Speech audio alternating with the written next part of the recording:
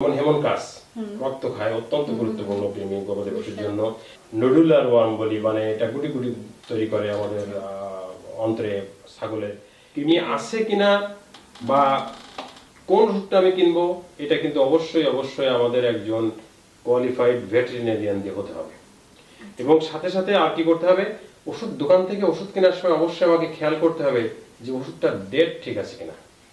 কারণ যে কোনো, এটা তো কেমিক্যালস, প্রতিটা ওষুধ একটা কেমিক্যালস, এটা যদি আর ডেট এক্সপায়ার হয়ে যায় নির্দিষ্ট সময় পরে, এই কেমিক্যালস কিন্তু আর শরীরের জন্য উপযোগী থাকবে না, তখন সেটা শরীরের জন্য বরং আরো পয়জন হিসেবে কাজ করবে। তো সেটা দেখা। আরেকটা জিনিস খেয়াল করতে হবে যে ওষুধগুলো ঠিক মতো স্টোর করা হয়েছে কিনা। এটা যদিও আমাদের ড্রাগ অ্যাডমিনিস্ট্রেশন বা তাদের মনিটরিং এর কাজ, কিন্তু তবুও আমরা স্বাভাবিকভাবে বুঝি। যদি খুব সহজ কথায় আমি একটু বলতে চাই যে আমাদের যে ড্রাগ ফার্মেসি গুলো আছে, ড্রাগ হাউস ফার্মেসি নানান নামে যেগুলো আছে, এগুলো ছোট ছোট দোকান। ম্যাক্সিমাম গুলোতে কি বোধহয় 99% বা 98% সেখানে কোনো এসি নাই। একটা ওষুধ সাধারণত 15 থেকে 20 ডিগ্রি সেন্টিগ্রেড টেম্পারেচারে রাখলে কিন্তু এটা ডিবিকেসি নির্দিষ্ট ওর গায়ে যেটা লেখা থাকবে যে আগামী সাপোজ 2023 সালের 30 জানুয়ারি পর্যন্ত এটা কার্যকরী, এটা কিন্তু থাকবে যদি এই নির্দিষ্ট তাপমাত্রায় তাকে সংরক্ষণ করা হয়। কিন্তু আসলে সেটা কিন্তু হয় না। দ্বিতীয় কথা, ওই ছোট্ট দোকানটা যখন বন্ধ করে চলে আসে, রাত্রিবেলা তার টেম্পারেচার কিন্তু অনেক বেশি হয়। এটা কিন্তু ওষুধ অনেক সময় কাজ করে না, এটা একটা কারণে। তো আমাদের একটু খেয়াল রাখা দরকার, যেখানে তাপমাত্রাটা মানে সুন্দরভাবে কি বলে মানা হচ্ছে, সেই জায়গা থেকে যদি আমি ওষুধটা কিনতে পারি। এটা একটা। আর একটা হলো, ওষুধটাকে বা কৃমিনাশকটাকে আমাদেরকে অবশ্যই নির্দিষ্ট ডোজে বা যে ডোজটা প্রয়োজন সেই ডোজে কিন্তু দিতে হবে। আরেকটা হলো, ডোজে দেওয়ার পর যদি আমি এই গবাদি পশুটা দুধ খেতে চাই বা তাকে জবাই করতে চাই, তাহলে যে প্রত্যেকটা ওষুধের গায়ে কিন্তু লেখা থাকে যে এতদিন পর তার উইথড্রল পিরিয়ড, যেটা আমরা বলি, মানে এতদিন সে শরীরের ভিতর থাকবে, কার্যকরী থাকবে। ওই ডেটটা পার হওয়ার আগ পর্যন্ত কিন্তু এটা ব্যবহার করা যাবে না, যদিও বাস্তবতার নিরিখে বা প্র্যাকটিক্যালি আমাদের কিন্তু এইগুলো মানা হয়। এবং আমরা যখন অ্যান্টিবায়োটিক ব্যবহার করব, তখন ওই যে সময় ব্যবহার করব ওই সময় তার শারীরিক ওজন মেপে আমরা কিন্তু ব্যবহার করব। এবং এই ডোজটা কিন্তু কারো মুখস্থ রাখার দরকার নাই। প্রত্যেকটা লিটারেচারে গায়ে কিন্তু লেখা আছে তার বডি ডোজ হলো পার কেজি বডির এত, সুতরাং এটা মুখস্থ রাখার দরকার নেই, ওই লিটারেচার অনুযায়ী উনি কিন্তু দেখবেন। আর অ্যান্টিবায়োটিক ব্যবহারের কতগুলো নিয়ম আছে, এবং এটা নির্ভর করবে কোন কৃমি আমি ট্রিটমেন্ট করতে যাচ্ছি এবং ওই জায়গার ওই এলাকার ইকোলজিক্যাল কন্ডিশন, বাস্তুসংস্থান বা পরিবেশগত অবস্থা কেমন।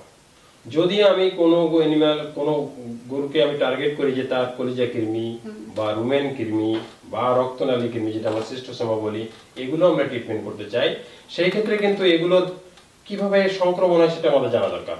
আমরা জানি এগুলো গোবরের মাধ্যম দিয়ে ডিম আসে গরু থেকে, ডিমটা পানিতে যে বাচ্চা হয়, বাচ্চাটা শামুকের ভিতরে বড় হয়, শামুক থেকে একটা স্টেজ বের হয়ে এসে ঘাসের পরে ছোট ছোট গোটা গোটা হয়, যেটা আমরা মেটাসার্কেলে বলি।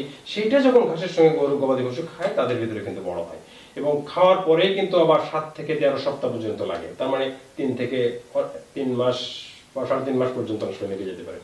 সেই জন্য এখানে রিকমেন্ডেশন হলো যে বছরে অন্তত 2 বার, যখন বৃষ্টি শুরু হলো, বৃষ্টি হওয়ার পরপরই কিন্তু আমাদের শামুকগুলো আমাদের খাল বিল নদী নালা যেখানে বা চারণভূমিতে চলে আসে, তার ভিতরে বড় হবে। সুতরাং বৃষ্টি শুরু শেষ, মানে বৃষ্টি শেষ হয়ে যাচ্ছে এরকম অবস্থায় কিন্তু ঘাসগুলো তখন আবার আমাদের ফার্মাররা খাওয়ান। সুতরাং আমরা বলবো যে বৃষ্টি জাস্ট শেষ হয়ে যাওয়ার সঙ্গে সঙ্গে একবার আপনারা ডোজ দেন।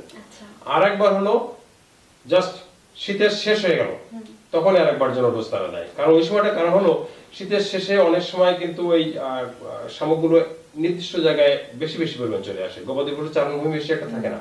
সুতরাং তাদের গোবর দিয়ে ওই নির্দিষ্ট যে জায়গাটুকুতে শামুক থাকে বা অন্যান্য ভেক্টর থাকে, তাদের ভিতরে প্রচুর পরিমাণে কিন্তু এই ইনফেক্টিভ স্টেজ বা মেটাসার্কেরিয়াগুলো থাকে। সুতরাং সেই সময় একটা ট্রিটমেন্ট দেওয়া দরকার। তার মানে বর্ষার পরে একটা এবং বর্ষা যাওয়ার শুরুর আগ দিয়ে আরেকটা ট্রিটমেন্ট দিতে হবে। এটা হলো আমরা যেটা বলি কলিজা কৃমি, রুমেন কৃমি বা রক্তনালী কৃমি যেটা। আর যেটা আছে আমাদের গোল কৃমি, যেটা যেমন হেমনকাস রক্ত খায়, অত্যন্ত গুরুত্বপূর্ণ কৃমি গবাদি পশুর জন্য। নডুলার ওয়ার্ম বলি, মানে এটা গুটি গুটি তৈরি করে আমাদের অন্ত্রে ছাগলের। এই কৃমিগুলো যেগুলো আছে, এগুলো কিন্তু আসলে বছরে অন্তত 3 বার, 4 মাস অন্তর অন্তর 3 বার অন্তত অ্যান্টিবায়োটিক খাওয়ানো দরকার। তবে আসলে কারেন্ট রিকমেন্ডেশন হলো অ্যান্থ্রাসিমেটিক খাওয়ানোর আগে অবশ্যই পায়খানা পরীক্ষা করা দরকার। কিছু কিছু কৃমি আছে যেমন বাহক বাহিত, যেমন ঘাড়ে হয়, আমরা যেটা বলি হামসল, এরকম মশা মাছি বাহিত যে রোগগুলো সেগুলোর জন্য মশার গুলোর জন্য এটা কিন্তু গবাদি পশুর গোবর পরীক্ষা করে পারবেন না, অনেক সময় রক্ত পরীক্ষা করতে হয়, কিন্তু সবসময় রক্ত পরীক্ষা করা সম্ভব হয় না। এক্ষেত্রে সাধারণত বছরে 3 বার 4 মাস অন্তর অন্তর একটু ট্রিটমেন্ট দেওয়া ভালো। আর হামস্টারের কথা যেটা আমি বললাম, এটা সহজে দেখা যায় যে আসলে আছে কিনা, যদি না থাকে তো দেওয়ার দরকার নেই। বাজবে সারা বাংলাদেশ।